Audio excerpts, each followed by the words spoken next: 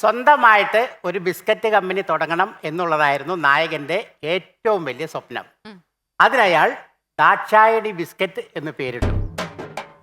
Company തുടങ്ങുവാൻ അയാൾ സർക്കാർ ഓഫീസുകൾ കയറി ഇറങ്ങി നടന്നു. ISI മുദ്ര കാണിക്കണം എന്നാവശ്യപ്പെട്ട സർക്കാർ ജീവനക്കാരനെ നായകന്റെ അളിയൻ നല്ല കണക്കിന് തല്ലി. അത് നാട്ടിൽ ഭയങ്കര വിഷയമായി. ഇതോടെ തഹസീൽദാർ അനുമതി കൊടുക്കില്ല എന്ന കാര്യം ഉറപ്പായി. തുടർന്ന് നായകൻ തൻ്റെ കൂട്ടുകാരനെ വിളിച്ചു വരുത്തി അയാൾ വഴി ചോദിച്ച് തഹസീൽദാരുടെ വീട്ടിലെത്തി. അപ്പോൾ തഹസീൽദാറിന്റെ നൈറ്റി എടുത്തിട്ട് പ്രശ്നമുണ്ടാക്കി.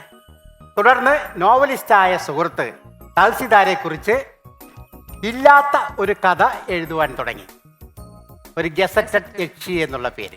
ആ സിനിമ തിയേറ്ററിൽ റിലീസായ ശേഷമാണ് തൻ്റെ തിരക്കഥ മോഷ്ടിക്കപ്പെട്ടു എന്ന സത്യം അയാൾ തിരിച്ചറിയുന്നത്. ഞാൻ പറയാം. കഥ മോഷ്ടിച്ച സുഹൃത്ത് അവരുടെ സൂപ്പർ സ്റ്റാറായി മാറി. എങ്കിലും നായകൻ തൻ്റെ സിനിമ എന്ന ലക്ഷ്യത്തിലേക്കുള്ള ശ്രമം തുടർന്നുകൊണ്ടേയിരുന്നു. ഒപ്പം ആ BGM സിനിമ